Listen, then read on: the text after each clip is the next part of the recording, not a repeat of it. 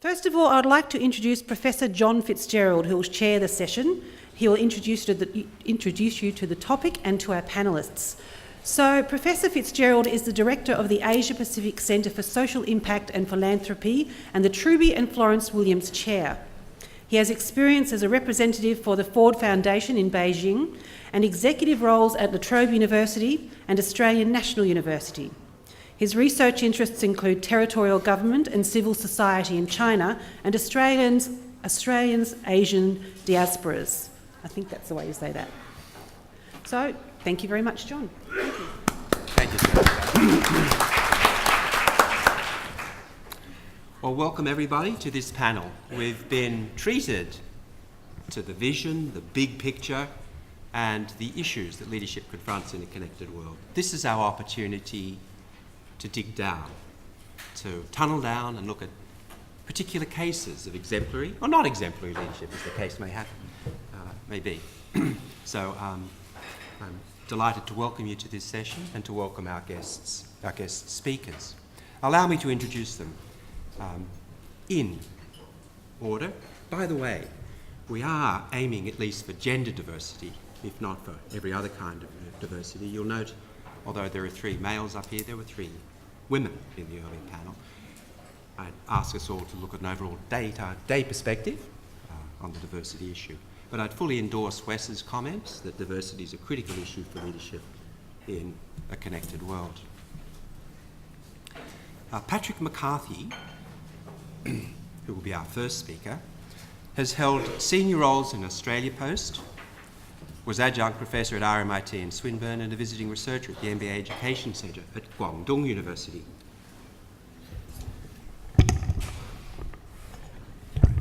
Guangdong University in China. He's he's the director of recruitment at UniRecruit, a specialist higher education agency. Christian Nielsen has worked in the international aid and development sector in the Asia Pacific region for 20 years, spanning organisational leadership, program leadership and design, management, strategic planning and partnership building. He's also founder and executive director, currently, of Live and Learn International, an organisation working towards an equitable and sustainable world free of poverty.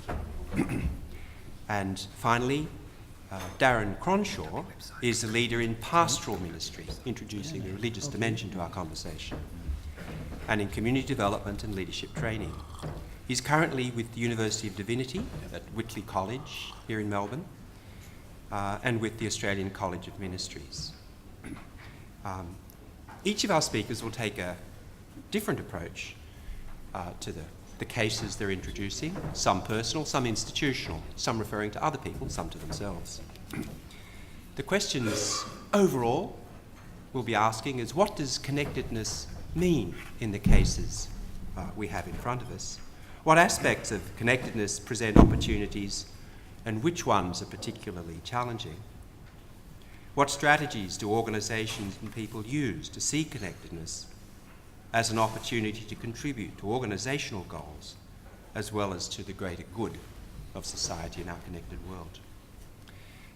So I'd like to invite first Patrick McCarthy, who will be speaking to us on introducing the case study of Shoetown Footwear Company in Qingyuan City, Guangdong Province. Thank you, Patrick. Hello, everybody.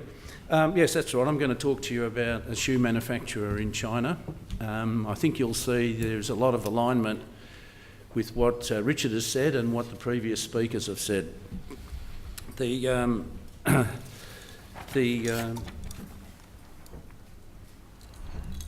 picture, the slide that's up now is of Shoetown. It's one of Nike's global contract factories and strategic partners. It's part of the Everton Group of businesses throughout China, Korea and Indonesia. It's privately owned. The owner and the top management tier are from Taiwan. At Shoetown there are 20,000 employees. In the Everton Group there are 70,000. Mr. Ron Chang is the president and CEO. His background was that he was an engineer working in a shoe manufacturer in Taiwan in his early days of his career, and he witnessed people suiciding because of the work conditions, and he disliked going to work intensely, so he decided that he would set up his own business and try to, what he calls, set up a people-centred business. Shoetown has won many awards in China, and the Guangdong provincial government encourages other businesses to learn from Shoetown.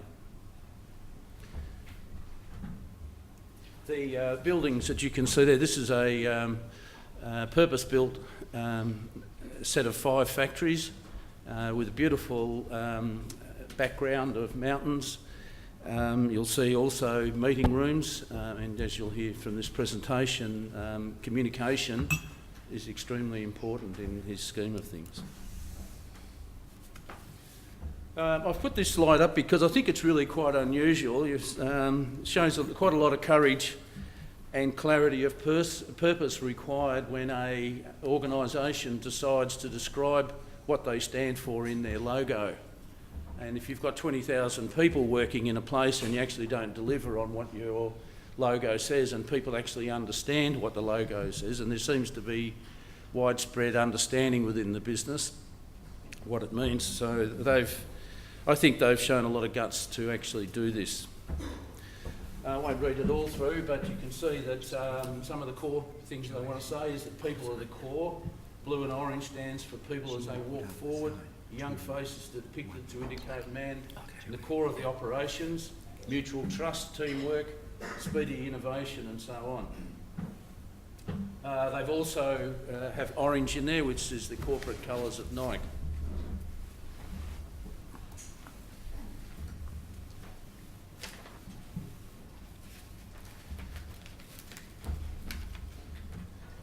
I've called this Futuring at Shoetown. There's a few little slides here that sort of says what the owner intended when he set Shoetown up. We should produce high-end products with high tech and high price instead of low-end products. Shoetown will invest more in automation.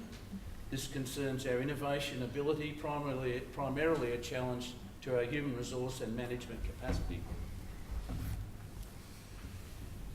A clever and empowered workforce is essential. We need the workforce to be qualified at both technological and communication levels. Everything that was done in designing for the future and operating the new facilities was targeted at enabling workers to experience the satisfaction of higher level needs, such as having new opportunities for learning, together with greater involvement in problem solving and decision making. I've been involved in extensive interviewing of people that work there, and they say that that the pay rates are normal. What they get paid is normal for the people in the industry in China. But what really differentiates this is that firstly they get paid on time and they're always paid. But secondly, it's about the opportunities for learning and for self-esteem.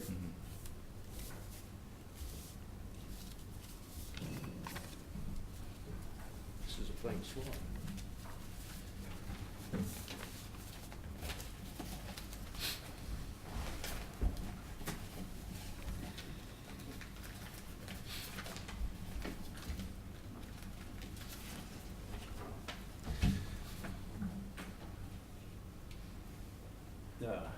Okay. Sustainability is a long-term strategy. It requires long-term accumulation of culture and habits. We regard the long-term intangible benefits of a supportive culture as far higher than the short-term costs. Therefore, we support wide-ranging culture-building initiatives or activities in our budget, and I'll talk a bit about those in a minute. These activities may seemingly be unrelated to operations. However, they change people's perspectives and mindsets. These activities will be turned into a pursuit of operational ideology of high quality and high efficiency.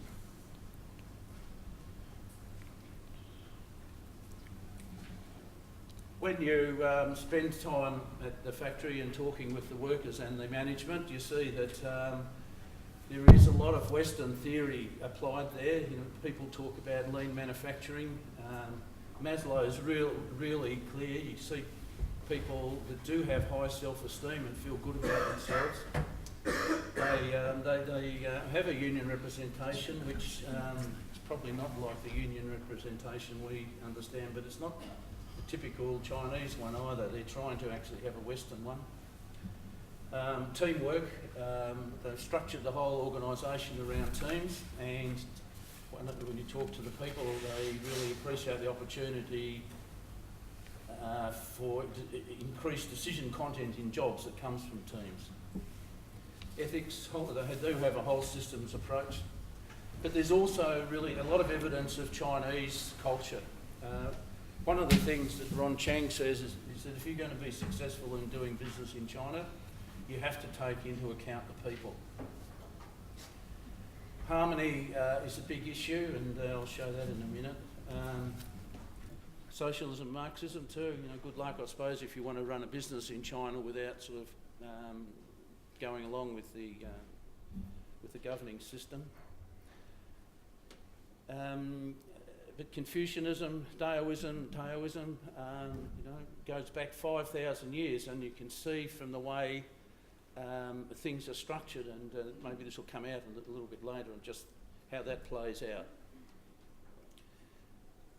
Nature, man, oneness, a lot of attention given to the environment, and family is also something. The family is not just the family of the people that work there, but it is their families. So when you go into the main building, there's the sign talking about the triple bottom line, the relationship between profit, people and planet. They talk about just in time, building in quality, culture of empowerment. This is one of the meeting rooms, which they have many meeting rooms throughout the place. Some are small and some are large. This is part of a meeting room that can hold 1,000 people. But the sign in the background there talks about happiness and harmony at Shoetown. Creating a harmonious, connected and innovative culture. Shoetown prioritises humans in every decision. When I spoke to the owner, I asked him how much of his day is spent dealing with people issues, and he said, probably about 90%. His two ICs said, no, it's more like 100%. And that's pretty obvious, I think, when you talk to people there. They're institutionalising Nike's Code of Conduct, which is audited. The management system is underpinned by corporate values, transparency and a participative management style. They've developed formulas for sharing the benefits of innovations developed with supply chain partners. And that's quite tricky because in other factories they manufacture for competing shoes, such as Adidas. Employee involvement including team-based work structures for learning and problem solving. They've gone out of their way to hire very many technical specialists, and they've been developed within China and internationally. They have that includes environmental specialists who've told me that their advice is listened to. Their community service obligations are incorporated into their business strategies. They've developed in building this purpose-built building. They built a cultural plaza outside which has an art gallery of Chinese art. They've built sports facilities. They give donations to community groups and to disaster relief funds. And they constructed housing for purchase by 1,200 employee families, and so something like 4,000 people have benefited from the construction of these homes. They're very proud of their learning centre there, and as I say, it's sort of very central to everything that they do. There's an annual training plan for everybody. It embraces work skills, health and safety and environmental protection. People involved in the production line get shoemaking training, as you'd imagine, but it's not just cutting and processing and decorating, but it goes through to waste management, working with chemicals, which they're trying to phase out, so they're trying to put in water-based glues instead of chemical-based ones. Problem solving through teams, ISO 9000, leading project teams, teaching colleagues, using new technology. There's support for degrees and diplomas, there's English training, attendance at conferences, and they're often not unrelated to shoemaking. They are trying to encourage new ideas, no matter where they come from. Programs for managing life, the psychological and stress management, and programs that promote positive attitudes and mindsets. These include Sweeping Rubbish from Your Mind, Spring-like River courses, which are programs dealing with baby care and parenting teenagers, relationship education and family planning for young workers, Chinese classics for employees' children. The training programs are often available to the families of the workers. Here's an example. They have around the spiritual experience sharing boards. This is part of, I think, sort of fitting in with the Chinese culture. This is a person who's put up a notice saying, observing really that her mother looked after her and brought her up as a young person, and now she's observed that the mother, as now a grandmother, is doing the same thing for the grandchildren, and she's expressing thanks for that. Production teams are provided with feedback, performance graphs, explanations covering aspects of production, such as line balance, throughput. Commonly understood problems are enunciated and displayed. New workers are given red caps so that people know that they're new and that trainers spend more time with them. There's a set of KPIs here that which you would see in most businesses. It shows though that it's very a successful business. Absenteeism is 1%. One interesting one, given the news that's on this today, has to do with they have a KPI on the amount of energy used to produce a pair of shoes. Between 2006 and 2010, the government there set a target of 890 TCE. They actually achieved an energy saving of 2,111. What's the TCE, you ask? It's a tonne of standard coal equivalent. 1 tonne of diesel equals 1.4571 TCE. 10,000 kilowatts of electricity equals 1.229. So what they've done in those years is saved 1,450 tonnes of diesel, or 17,178,000 kilowatts of electricity. What do the workers say? Ron has a great vision for more than a factory. We grow with the factory and the communities like a family. Shoetown is a thoughtful place. Worker suggestions are listened to. Shoetown's advantage is that it combines heart and soul. The core values are respect and learning. I'm very connected to the community of Shoetown. It's my home. My work relationships overlap with my family and community life. Shoetown helps families. Here's a drawing by one of the workers of what it's like to work there. It shows that he originally described himself as a geek. He was encouraged to learn how to communicate. People sort of fly into Nike and talk to them. It shows him getting ideas, putting it into a funnel. They subject these ideas to testing, and then they implement.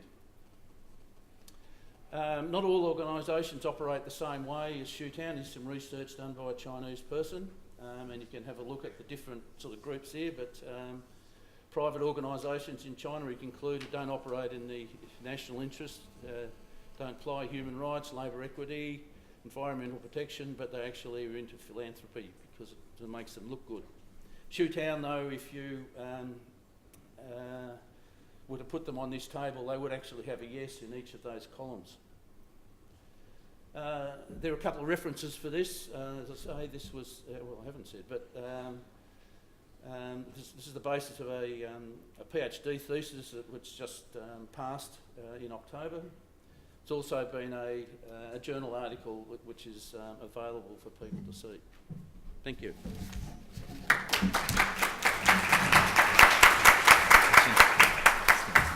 Thank you very much, Patrick.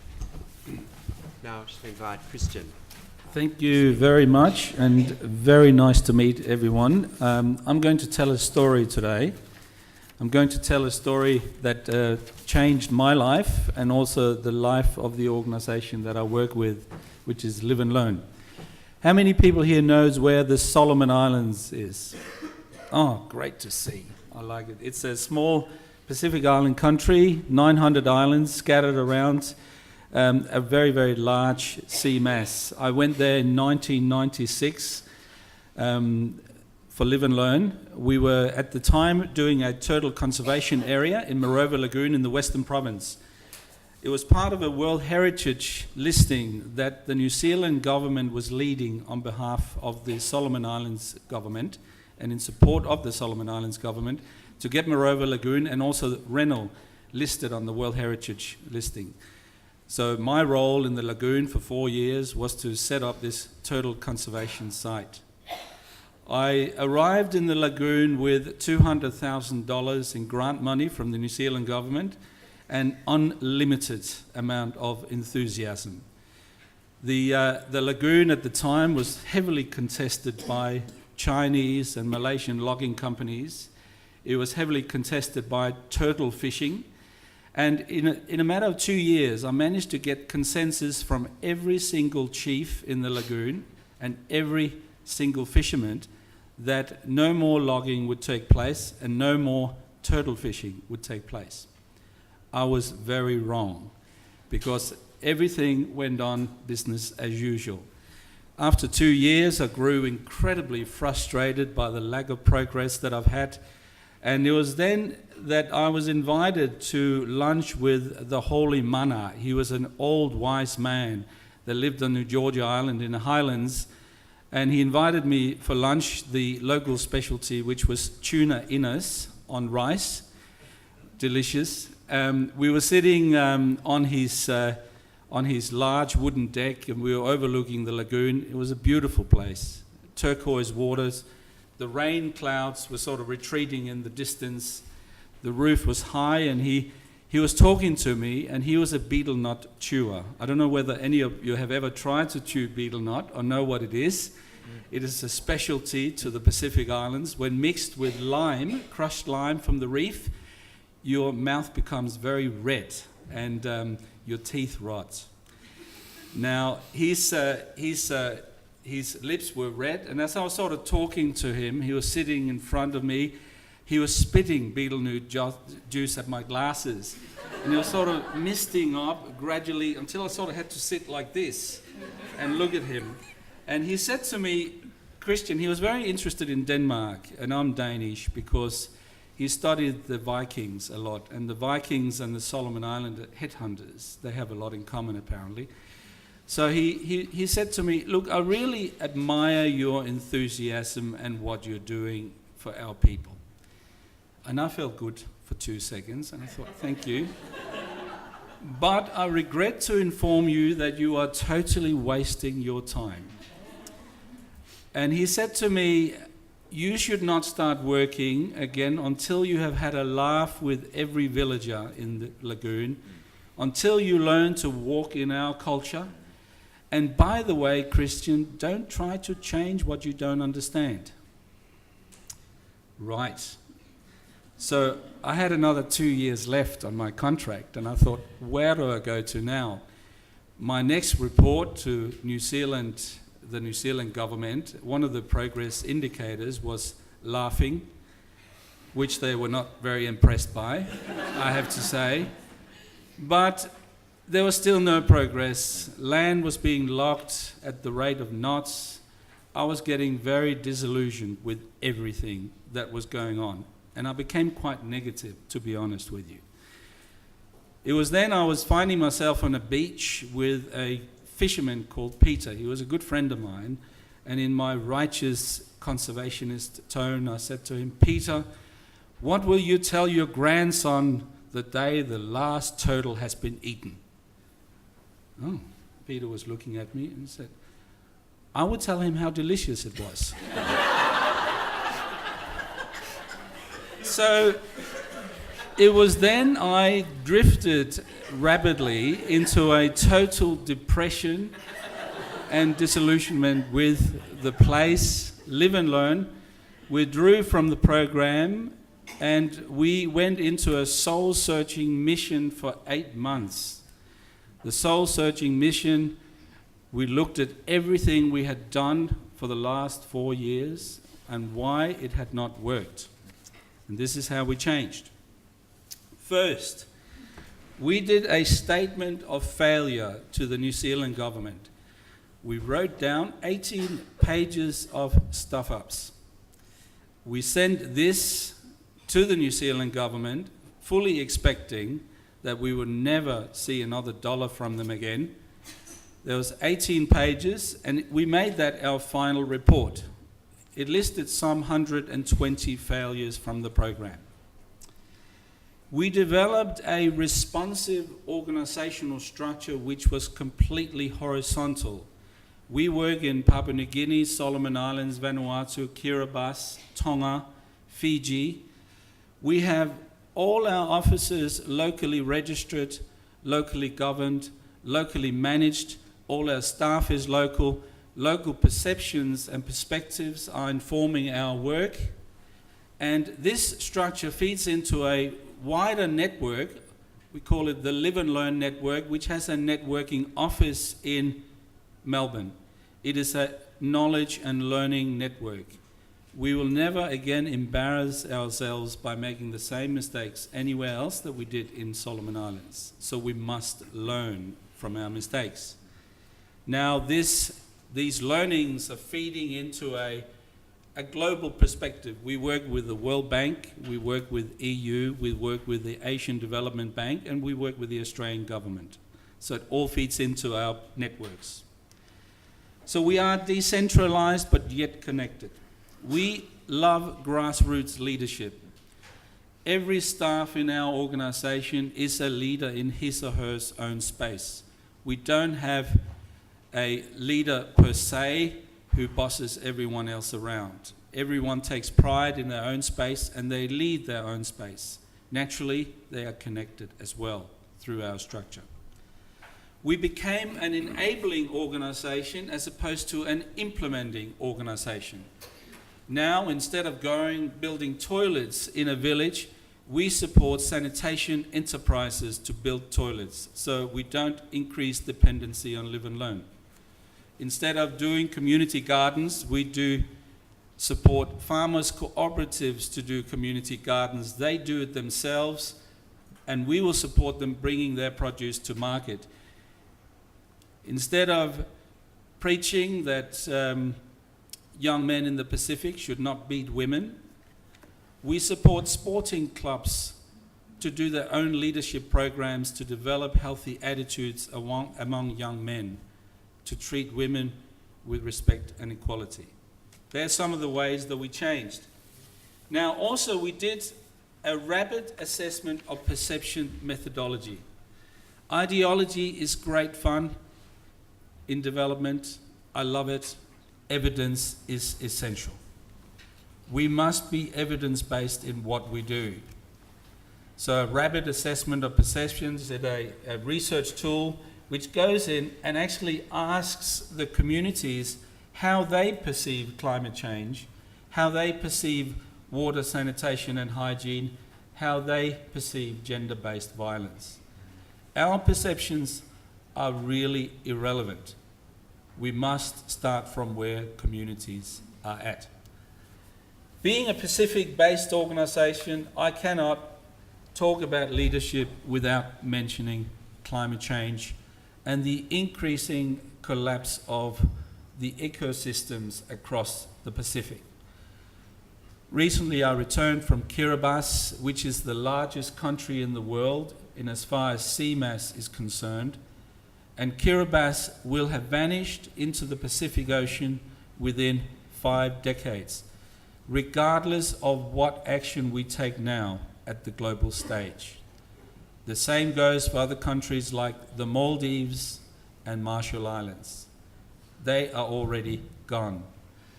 In Kiribati, I met with President Anote Tong, who explained to me that the government had come up with a strategy called Migration with Dignity. And the only country that had reached out to Kiribati in this particular point in time has been Fiji. Fiji has offered 6,000 acres of land on Viti Levu coastline for 100,000 Kiribati peoples to migrate. both New Zealand and Australia has remained silent in this. In fact, New Zealand, when taken to court on the issue, they won and had the decision come their way not to accept climate refugees from Kiribati. This example very much relates to today's topic. We need bold leadership that can look far into the future. When I met with our partner in Kiribati, the Kiribati Climate Action Network, the lady, Pelenesi Alofo, her name is, wonderful lady, she came with a newspaper and I almost fell off my chair when I read, "Coal is good for humanity." It is shameful, it really is, because in as far as a person from Kiribati is concerned, or a person driving or riding their bicycle through a Chinese big city, there couldn't be anything worse for humanity than our current energy sources. We need to change and we need to transform through innovation and through partnerships into a completely different way of doing business. One thing that concerns us greatly as a Pacific-based NGO is the pressure on ecosystems. When the people of Kiribati migrate, imagine the pressure that we're going to have on fringing and inner reefs. Already now in the Solomon Islands and Fiji, fishermen has to go further and further ashore to catch basic fish that they normally were able to catch from the beach. We need to rest our ecosystems, and through innovation and through going back to basics of simple agricultural development, we have to nurture a lot of our ecosystems back to health. I believe that it is the crisis in climate change and ecosystems health that is going to bring out the best in humanity. I'm immensely optimistic. We see it everywhere happening, but it's not happening from the government level. It is the private sector, it is the universities, it is civil society networks that are leading the way, and that is terrific. Eventually, governments will come on board, and if they don't, well, so be it. We need to lead from the bottom up. Let me conclude by saying something that we have learned from many years of experience and a lot of pain in building up our leadership across the organisation. Connectivity is essential for human purpose. It is essential for human meaning. We encourage within Live and Learn's leadership, we encourage vulnerability. Vulnerability is not a weakness, it is a strength. It is the birthplace of empathy and compassion. We need more vulnerability in our leaders. We need more risk-taking. Risk-taking is the birthplace of innovation. In our yearly staff appraisals, each staff has to outline 3 areas that they took great risks during the year. We encourage risk-taking. We need to learn to fail better, because failing is the birthplace of knowledge and learning, and we need a lot more of it. Thank you very much.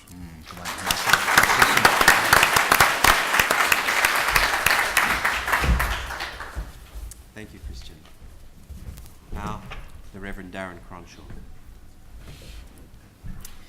Well, thank you, friends, for the rich conversations of today. Thank you, John. And thank you, Patrick and Christian, for exploring today's ideas and how they've been practiced in Patrick's sphere of corporate culture and Christian's sphere of leadership for alleviating poverty.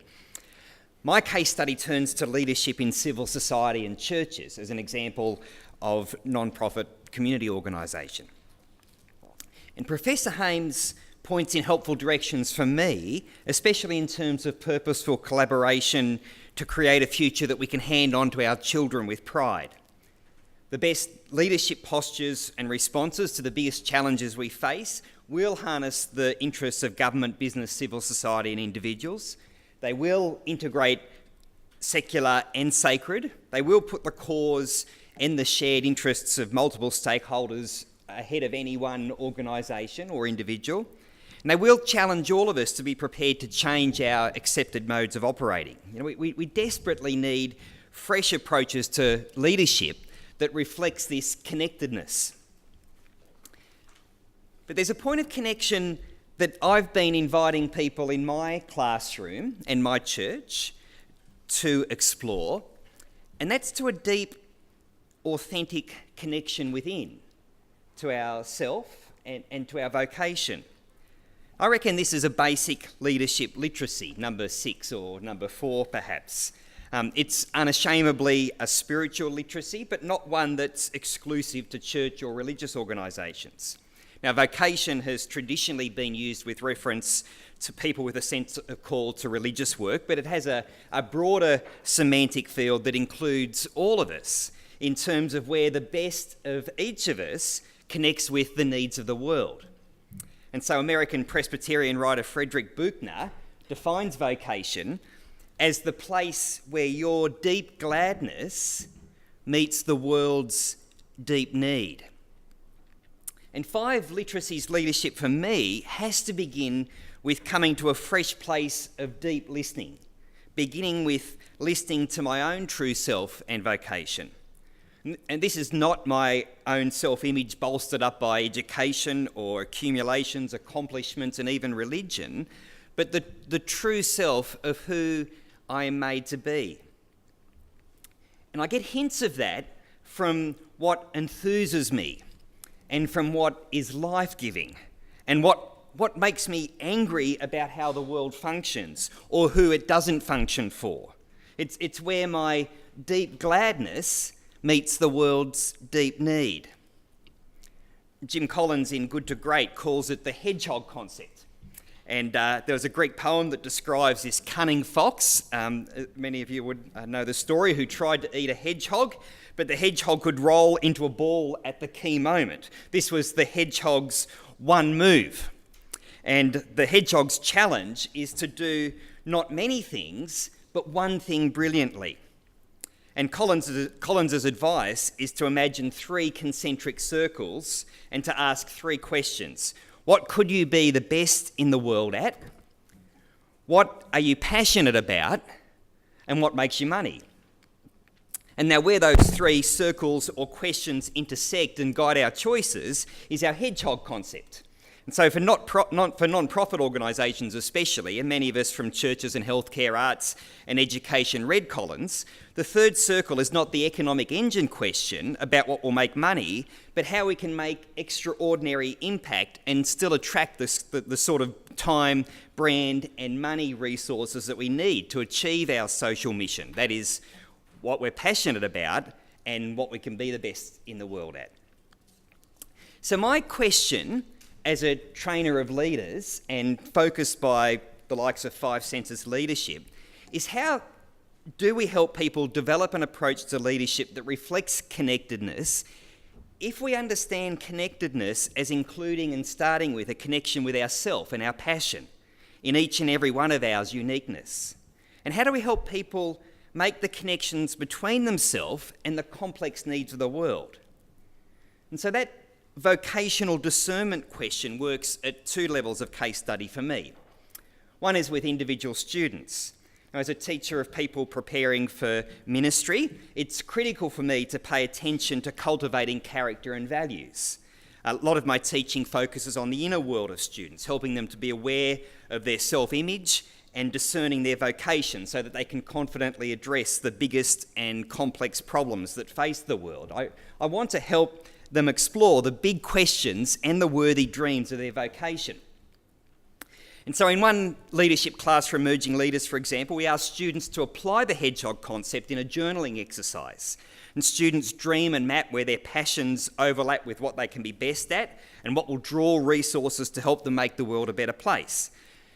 And in their journaling, they reflect that taking time to reflect and to journal about their main calling helps them to live it out with confidence and to make choices that line up with their mission. So instead of a shotgun approach and spreading themselves thinly, students describe how intentionally letting go of some tasks to focus on their sweet spot, where their deep gladness meets the world's deep need, is helpful. One student spoke about her deep passion for seeing potential in people and adopting an empowering approach to leadership, despite what others might expect. And she quoted Robert Louis Stevenson, "To know what you prefer, instead of humbly saying amen to what the world tells you ought to prefer, is to have kept your soul." And she resolved to anchor her leadership in empowerment rather than any other leadership mode others preferred that she adopt. Now, the other level of vocational connectedness is with groups and with organisations. And so in my local church at Auburn, Swinburne is part of our parish, we've been on a journey of wondering what difference we can make. And so 3 years ago, we dreamed and schemed together our soul-seeking mission, borrowing Christian's words, in facilitated conversations. We were practicing, I guess, what Professor Hames calls deep design, creating wisdom through dialogue, valuing collective wisdom over any individual genius, which is ironically countercultural in a church context that can dangerously elevate the words of hired holy people rather than capitalising on the wisdom of the congregation and the volunteers there. But we asked if we could do one thing well, really well, to serve our community and our neighbourhood, what would that be? And we knew that many international students struggle with loneliness and food security and a desire to learn English. And so we thought if we could do one thing well, we'd want to be a place of hospitality and a community hub for international students. And so as one of the small community organisation that Susan Pascoe was celebrating and advocates for, we opened the doors midweek for English conversation classes and for a community meal. We started another dialogue this year about what global difference we might make. And you see, when we pray in church in the Lord's Prayer, "Give us today our daily bread," we know that we can't pray that just for ourselves when we realise that 25,000 people die of hunger every day. In fact, when we heard from a friend, Sarah Thompson, business director at WaterAid, that 800 million people don't have accessible clean water, and 2.5 billion people don't have access to toilets, we started paraphrasing that prayer. And so we would pray, "Give us, everyone in the world, our daily bread, and by the way, God, some clean water, and please, God, give us today our daily dunny." Now, I don't think that's irreverent, actually. What is irreverent if it's just a prayer and not something that leads to action? And we know action that is empowering rather than just kind of implementing and going in and trying to add something in our own precious ideas. Now, the African concept of Ubuntu that Professor Hames referred us to, "I am because we are," is capturing our imagination to think about our global connectiveness, helping our hungry neighbours in Hawthorne and on the other side of the world. It resonates for us with Professor Hames's appeal, and I quote, "The need for a spiritual base of a deeper sense of relatedness to the world around us and towards each other becomes more apparent each day. Many people around the world have concluded that the assumptions and beliefs on which current frameworks were built, especially those of production and consumption of stuff in the West, have become totally incompatible with the objectives we now need to pursue as a global community," end quote. But we're also seeking to reconnect with ourselves, our passions and our gifts, to discern how our deep gladness can meet the world's deepest needs. And that's why we pray sometimes with local Melbourne artist Michael Lunig's words, often attentive as they are to our connectedness to one another and the environment, while also integrating personal spirituality with working for a better world.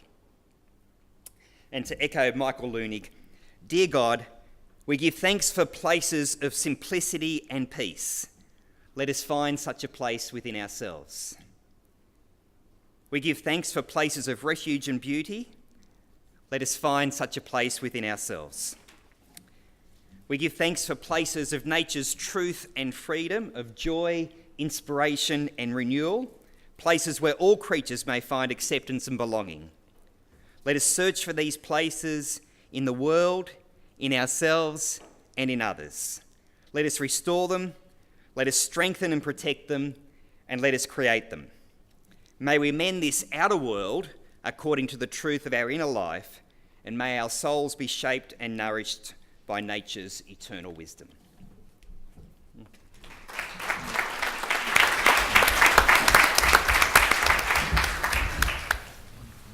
Thank you. Speakers, Patrick, Christian and Darren. We have done a little digging in the corporate, the development, international development, and the non-profit and religious sector. Each, if I should say, appears to me to speak with a slightly different vocabulary, or to bring to the issue a different tone and inflection, but also to be focusing on common issues and groping for learnings in dealing with them in a very practical way. I'd invite all of us here present to think about questions you might be able to throw at the speakers, starting now. Any questions or comments? Please, at the front here.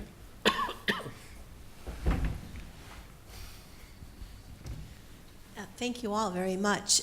It occurs to me that a common thread in all of your presentations was that in order to rethink leadership, we also have to redefine the success towards which we're all working. And it occurs to me, in particular in Christian's story, how you can't even begin to define success until you've talked to the people in the communities in which you're trying to work. And I'm wondering if you could speak at all to what it's taken to re-educate your various internal stakeholders and maybe even your donors around just, we can't define success before we begin. We can't define success until after we've talked to the people for whom that success really matters.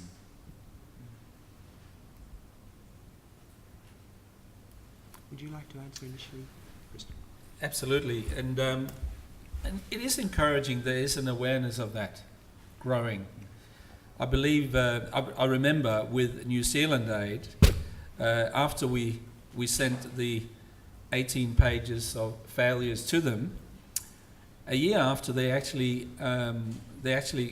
contacted us and invited 2 of our staff, myself included, to come to Wellington and talk to them about the failures, because they were developing their new environment strategy. And they said that this is not endemic to Live and Learn. This happens in so many NGOs and businesses, simply because we're trying to implement an ideology and our perspectives onto other people. And this is where research and evidence is so important, and actually the deep listening is so important, that we actually really are trying to listen and understand the context in which we work. And it's actually also really disrespectful if you don't.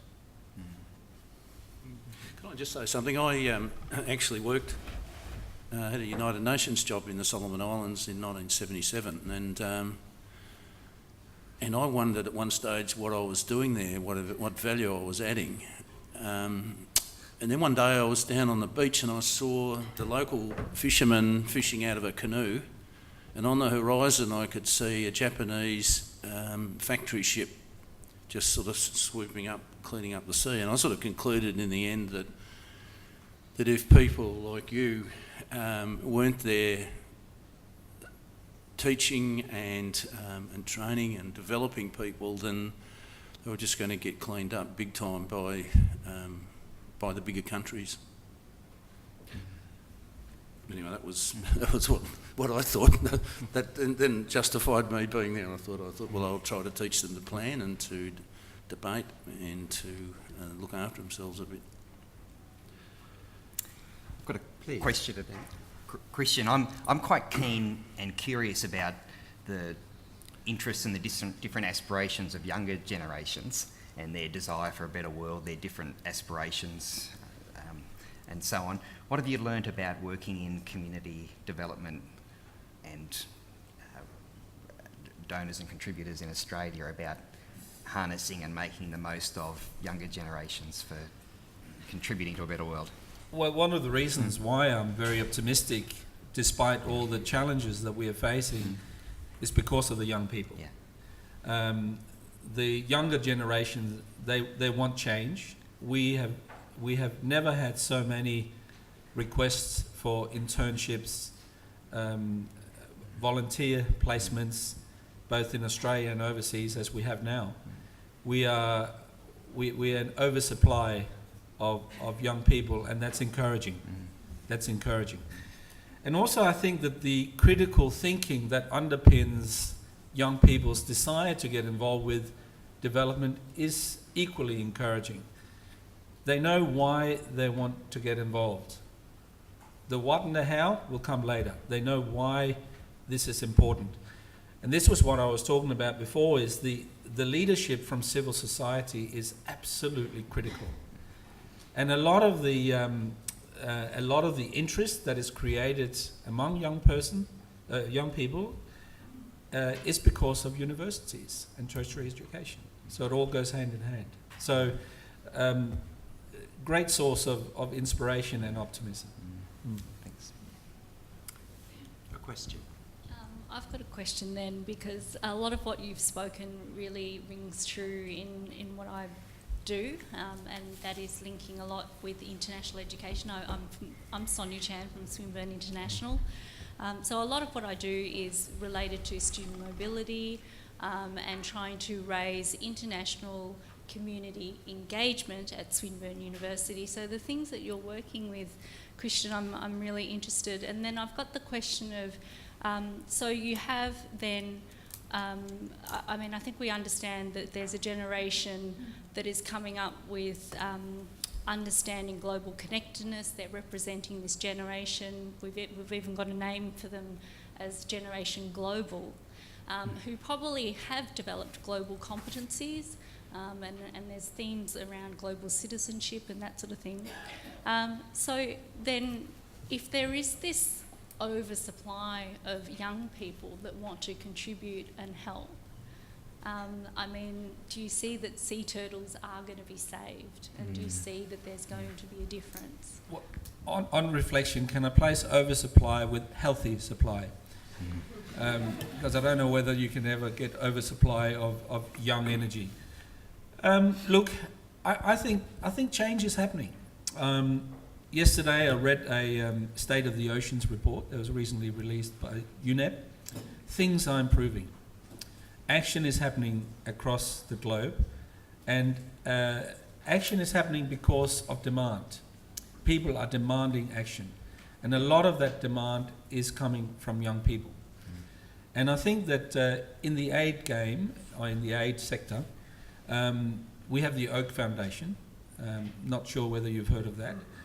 They're the young people that travel in buses to Canberra from all over the world and stands on the lawns of Parliament House and demanding commitment to foreign aid. And there are thousands and thousands of young people that are really getting interested, getting involved, and I think that it has a direct link to outcomes on the ground. I really believe that. As it is, and may I just say this, as it is, the leatherback turtle populations in Morova Lagoon is increasing.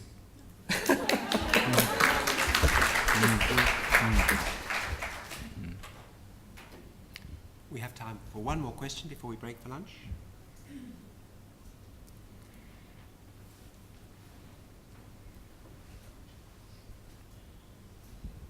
Thank you, and thank you for 3 very interesting presentations. One of the themes that I took up in those presentations was this need for vulnerability. But the tension I see is that in an increasingly challenging world, we tend to become quite defensive, and it makes us even more. It makes it harder for us to become vulnerable. So I'm just wondering what your thoughts are about this, and how you might be embracing this sort of challenge in your own work. Well, I think that one of the ways we can be vulnerable is, or we can be empowered to be vulnerable, when we are confident in ourselves and our own perspectives and vocation and so on. I think vulnerability is something that needs to be encouraged and integrated in all organizations. Vulnerability is not about breaking up in tears and falling apart, but it's actually to be true, to be truthful about your own inner world in the context of your work. So, for example, ethics and ethical behavior is something that is incredibly important in organizations. And we need to be true to ourselves around ethical behavior, and if we're not agreeing with some things, we have to actually be able to speak out about it. So vulnerability is very much about being truthful to yourself, the work you do, and the colleagues around you. That's one thing. And also I think that at an organizational level and across organizations, vulnerability is often seen as a weakness as opposed to a strength. And I think those perspectives has to be changed through the leaders and managers of those organizations. Because only through vulnerability can you really develop strong empathy for others. Because it is a very emotional and a sort of deeper issue. So I think it is something that we need to talk a lot more about in organizations, and we need to try to find a way of operationalizing it. How to do it is difficult. In Live and Learn, we do it through staff support and staff encouragement, and having an attitude that every person is a leader in their own space, in their own place, is very important. So you encourage participation and you encourage engagement. That gives people confidence to express their vulnerabilities in many different contexts.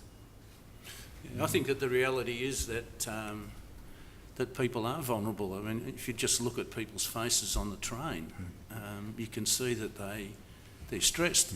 And when you get to know people in the corporate world, as I did when I was doing my research, I interviewed all these people that I knew really well and thought they always had happy, smiling faces. But when they actually interviewed me, they told me what they were really thinking. And so I'm not sure that vulnerability is a problem.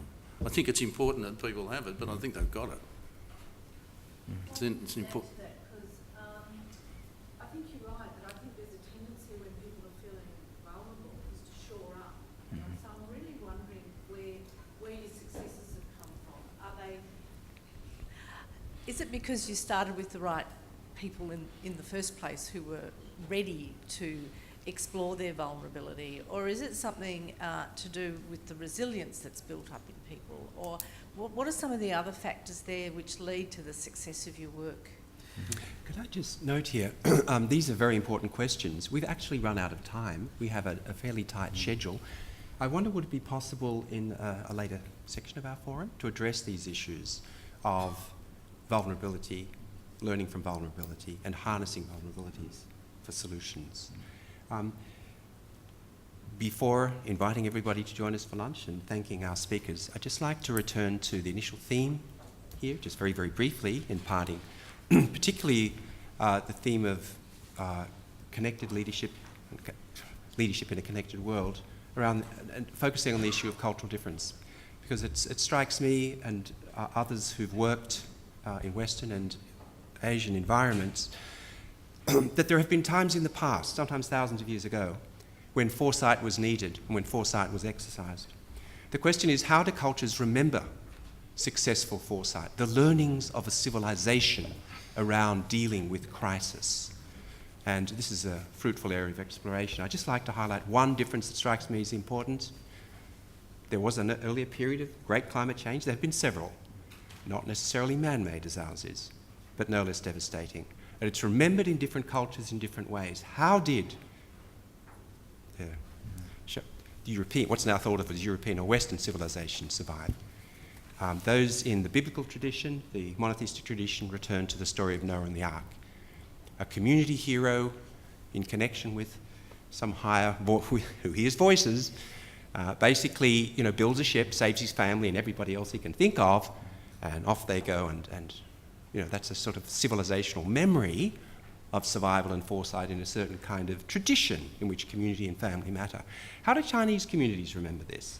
There's the story of Emperor Yu, who realised things were trouble and built dikes and systems to cope with this. There was no one hero, no one family, no one boat. The idea was how to save the civilization. Not a family, not a couple of animals, or pairs of animals, but an entire imperial system. That's how it's remembered, and I think that's telling us a lot, that communities have dealt with these issues before, they've dealt with them successfully, they've dealt with them in different ways, and they remember that differently. We need to learn by sharing some of those common civilizational memories, because this is now a connected world in a way it was not that back then. Thank you very much to our speakers.